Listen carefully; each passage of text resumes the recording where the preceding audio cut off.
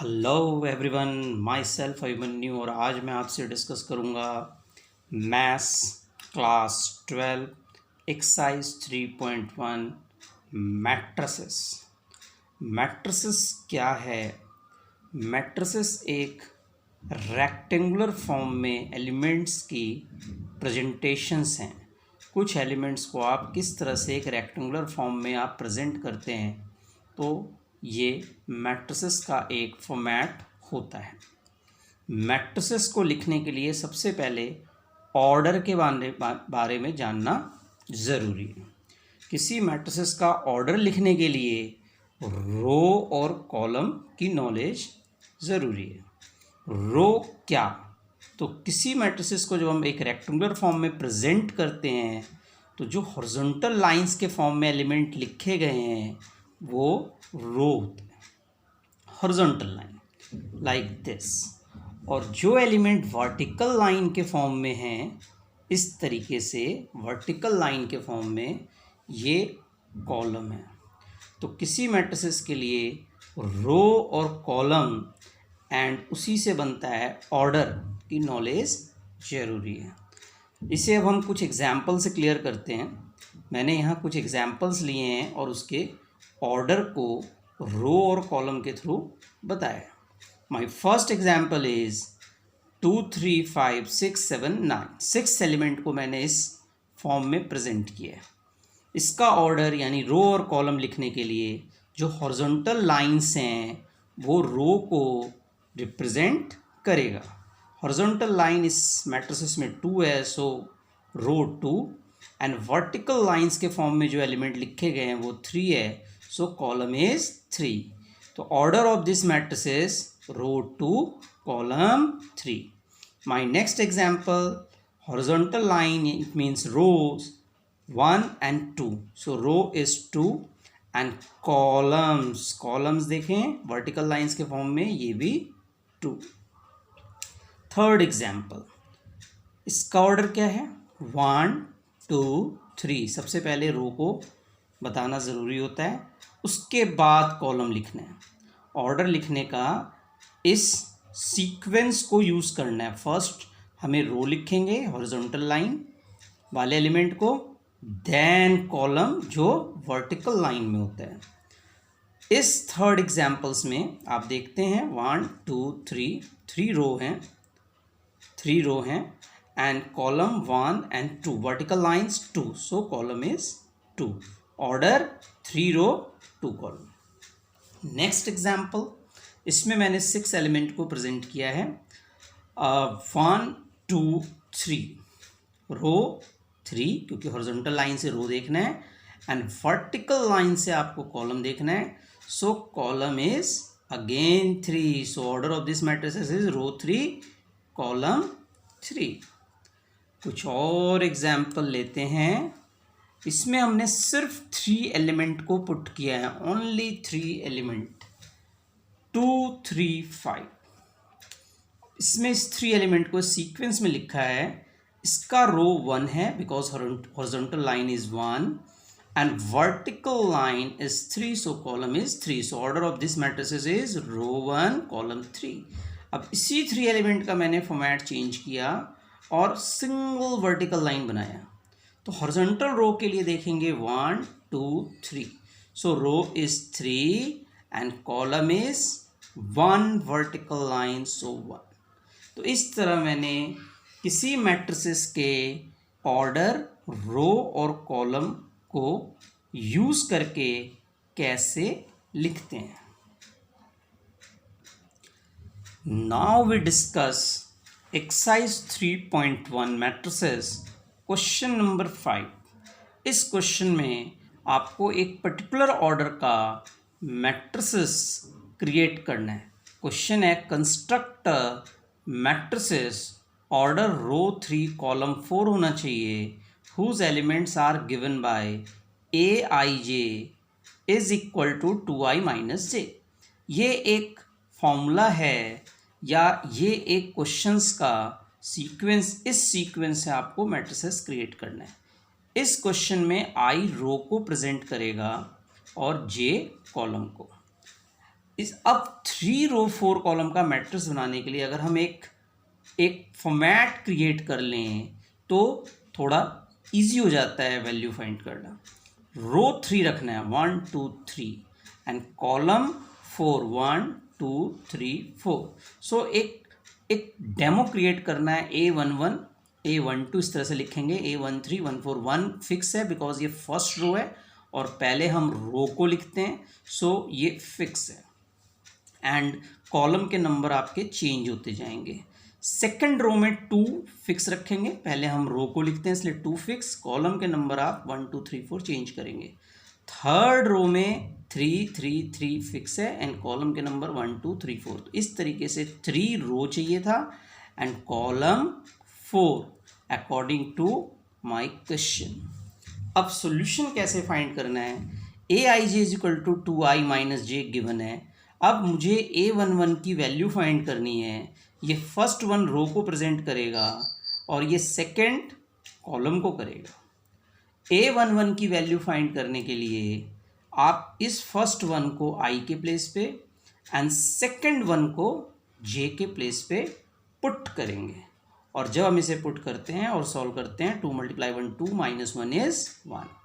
Now A12 in the place of i put 1, in the place of j इस 2 को रखना है, 2 minus 2 0, so A12 is 0। Next A13 1 i के place पे and 3 j के place पे, 2 minus 3 is minus 1। A14 in the place of I put 1 and in the place of j put 4, 2 minus 4 minus 2, A14 की value -2। इस तरफ first row की 4 value हमने यहाँ पुट किया। नाउ सेकंड रो में रो के प्लेस पे i के प्लेस पे 2 रखना है और j की वैल्यू चेंज होती जाएगी, कॉलम की वैल्यू चेंज करना है। A21 means in the place of i 2 because formula में 2 ऑलरेडी फिक्स है, i के प्लेस पे वैल्यू चेंज करना है आपने 2 एंड j 1 बिकॉज हमें वैल्यू फाइंड करना है 2 1, सो 2 × 2 minus 1 is 3। A22 means i 2 j भी 2, सो i और j के प्लेस पे हमने 2 और 2 पुट करके सॉल्व करना है, 4 - 2 2, A22 की वैल्यू 2। इसी तरीके से 2 3 और 2 4 को i और j के प्लेस पे रख के वैल्यू फाइंड कर लेंगे। नाउ थर्ड रो में अगर हम देखते हैं A31 third row first column, in the place of i put 3, in the place of j put 1 and 6 minus 1 is 5, so the value of A31 is 5। A32 this one, I will be 3 and j will be 2, 6 minus 2 is 4। Similarly 3 3 I placed I at j के place and 3 4 in the place of I and j, और ये 3 और 2 भी put कर देंगे। ये एक 3 रो और 4 कॉलम का मैट्रिक्स क्रिएट हुआ according to this value 2i minus j। So first एक बेसिक स्ट्रक्चर बनाने से और फर्स्ट वैल्यू को i के प्लेस पे रखना है और सेकंड वैल्यू को j के प्लेस पे रख के सॉल्व करते जाएं और उनकी वैल्यू को इसी ऑर्डर में पुट कर दें, तो इस तरीके से एक 3 रो 4 कॉलम का मैट्रिक्स फाइंड होता है। Now we discuss exercise 3.1 question 6 first part, find the value of x y z। 2 matrices given है, order row 2 column 2, second matrices का भी order row 2 and column 2 and these are equal matrices. तो इस equal matrices से आपको compare करके x y z find करना है। इसके लिए जो फर्स्ट मैट्रिसेस है उसका जो फर्स्ट रो फर्स्ट कॉलम की वैल्यू है A11 compare with second matrices के A11 से कंपेयर करेंगे, तो 4 कंपेयर y से होके y की value 4, 3 compare with z, z is 3 and second row first column x है, सेकंड मैट्रिसेस का सेकंड रो फर्स्ट कॉलम 1 है, so x compare with 1 and value of x is 1। तो इस तरीके से ईच कॉरस्पॉन्डिंग एलिमेंट को compare करना है और x y z की वैल्यू फाइंड आउट होगा। अब next question, question 6, second part, find the value of x y z and again to matrices given है और इन दोनों मैट्रिसेस का ऑर्डर रो 2 एंड कॉलम भी 2 है। रो एंड कॉलम दोनों 2 2 गिवन है। इसमें आप देखते हैं x plus y 2, 5 plus z x y 6, 2 and 5 8। अब इसे आपको सॉल्व करना है, तो first we compare x plus y with 6, first equation, 2 2 equal है, 5 plus z 5 third equation and x y compare with 8। जो थर्ड इक्वेशन 5 प्लस जेड 5 है, इससे z की वैल्यू इजिली फाइंड आउट होता है। 5 को हमने सब्ट्रैक्ट किया, z is 0, but x y कैसे फाइंड होगा? ये 2 इक्वेशन के फॉर्म में है, 2 इक्वेशन का फॉर्मेट है। सेकंड इक्वेशन से y की वैल्यू फाइंड कर लिया मैंने 8/x और इसे सब्स्टिट्यूट करना है फर्स्ट इक्वेशन में। जब y के प्लेस पे हम 8/x रखते हैं, फिर एलसीएम लेके इसे सॉल्व करना है। ये आपको x multiply x square plus 8/x is equal to 6, x square plus 8 equal to 6x, 6x left में शिफ्ट होता है और एक quadratic equation x square minus 6x plus 8 equal to 0 get होता है। अब इस quadratic equation x square minus 6x plus 8 को सॉल्व करना है बाय मिडिल टर्म स्प्लिट। 6 का splitting -4x minus 2x factorise, common लेना है x, सेकंड में कॉमन 2, दोनों x माइनस 4 भी कॉमन आएगा, तो 2 factor by middle term split आपको मिलता है x माइनस 2, x माइनस 4। इन दोनों फैक्टर को हमने 0 इक्वल रखा और x की वैल्यू 2 एंड x की वैल्यू 4। सो x के 2 सॉल्यूशंस फाइंड आउट हुए। इन दोनों सॉल्यूशन को आपने y की सेकंड इक्वेशन में पुट करना है इन द प्लेस ऑफ x। जब हम x के प्लेस पे 2 रखते हैं, y 8/2 एंड y की वैल्यू 4। जब हम x की प्लेस पे 4 रखते हैं, 8/4 इज 2 एंड y की वैल्यू 2। इस तरीके से when x 2 then y 4, when x 4 then y 2 और z ऑलरेडी हमने फाइंड किया था 0। तो दोनों इक्वेशन के corresponding element, but order should be similar, order similar होना चाहिए तो इक्वल मैट्रिक्स होता है और ईच कॉरस्पॉन्डिंग एलिमेंट को कंपेयर करना है। इक्वेशंस क्रिएट होंगे, उन इक्वेशंस को सॉल्व करना है और X Y Z find out होगा। Now we discuss some basic concept of exercise 3.2 का कुछ बेसिक कंसेप्ट को हम क्लियर करते हैं। 3.2 को समझने के लिए स्क्वायर मैट्रिक्स को समझना जरूरी है। किसी भी मैट्रिक्स के अगर रो और कॉलम इक्वल होते हैं, जैसे इस मैट्रिक्स में 2 रो एंड 2 कॉलम है, तो इसे स्क्वायर मैट्रिक्स कहा जाता है। इस मैट्रिक्स में भी रो 3 एंड कॉलम अगेन 3, तो इसे भी स्क्वायर मैट्रिक्स। किसी भी मैट्रिक्स का रो और कॉलम अगर इक्वल हो जाए, that matrix is square matrix. Second concept, how will you add and subtract of matrix. Same order के मैट्रिसेस ही एडेड और सब्ट्रैक्टेड हो सकते हैं। जैसे मुझे 2 3 4 मैट्रिक्स को अगर ऐड या सब्ट्रैक्ट करना है, तो उसके लिए उनका ऑर्डर सिमिलर होना चाहिए। यहाँ मैंने 4 मैट्रिक्स का एग्जाम्पल लेके कुछ समझाया है। ए एक मैट्रिक्स है जिसका ऑर्डर 2 रो 2 कॉलम, बी मैट्रिक्स रो 2 कॉलम 2, सी मैट्रिक्स 3 रो 3 कॉलम, डी मैट्रिक्स 3 रो 3 कॉलम ऑलरेडी ले लिया है मैंने। और अब इसको ए और बी मैट्रिक्स को मैंने ऐड करना है। इन दोनों को ऐड करने के लिए आपको इसका ऑर्डर सिमिलर होना ज़रूरी है। तो ए और बी इन दोनों मैट्रिक्स का ऑर्डर सिमिलर है, सो ए और बी ईजिली ऐड हो सकता है। इसको ऐड करने के लिए दोनों का ऑर्डर सिमिलर है। A11 added with this matrices A11, 2 + 7 is 9, 3 + 1 4, 5 + 0 5, 6 + 2 8। Corresponding element दोनों मैट्रिसेस के ऐड होंगे क्योंकि ऑर्डर सिमिलर है। Next example, C and D both should be added.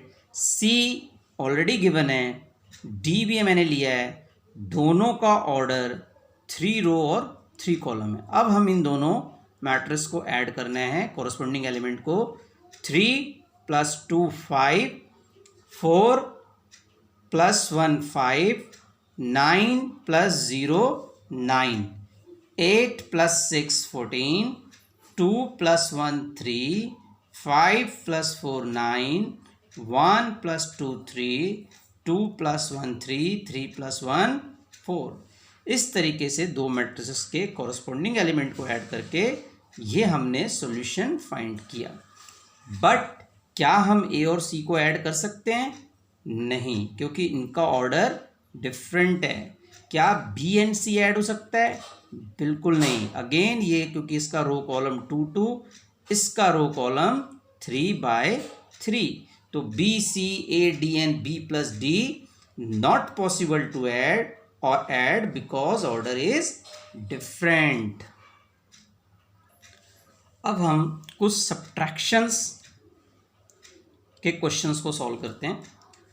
A minus B find करना है। ए मैट्रिसेस की वैल्यू 2 3 5 6, बी मैट्रिसेस 7 1 0 2, दोनों का ऑर्डर सिमिलर है और इसमें भी उसी तरीके से जैसे हमने ऐड किया था, कॉरस्पॉन्डिंग एलिमेंट माइनस करना है। 2 - 7 - 5, 3 - 1 2, 5 - 0 5, 6 - 2 4।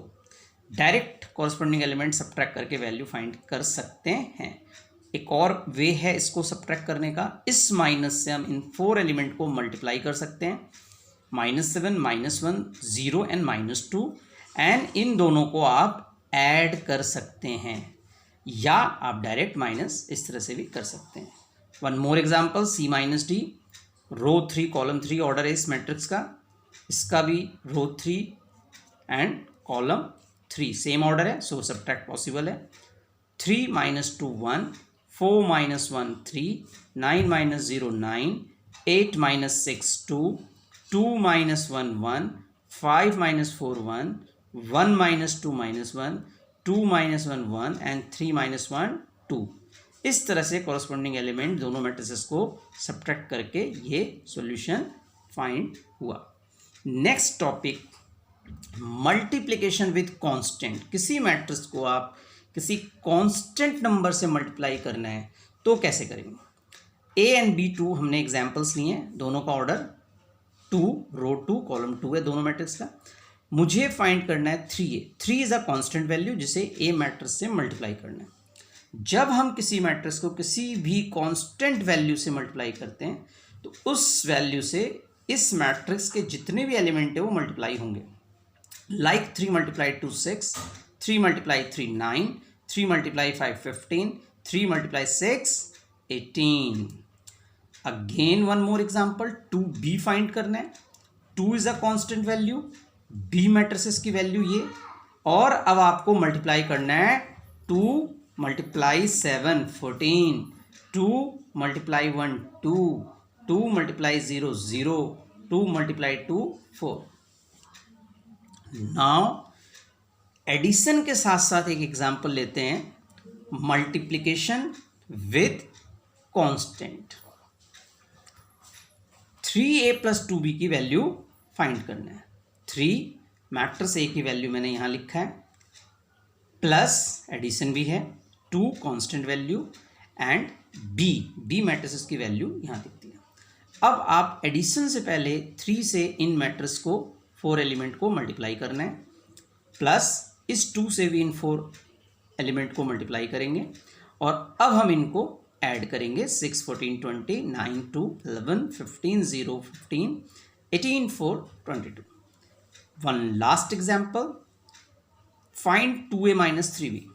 2 is a constant value, a matrix की वैल्यू ये गिवन है, माइनस है, ये एक एग्जाम्पल सब्ट्रैक्शन का है। 3 is a constant value and b again given.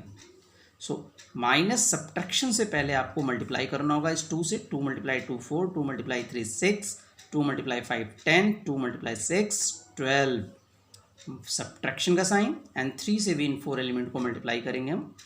और अब हम कॉरस्पॉन्डिंग एलिमेंट को, क्योंकि ऑर्डर दोनों का सिमिलर है, सो सब्ट्रैक्शन पॉसिबल है। 4 minus 21 minus 17, 6 minus 3 3, 10 minus 0 10, 12 minus 6 6। इस तरह से एडिशन, सब्ट्रैक्शन और किसी कांस्टेंट से मल्टीप्लाई कैसे करते हैं, ये 3.2 एक्सरसाइज मैट्रिसेस का कुछ बेसिक कंसेप्ट हमने डिस्कस किया।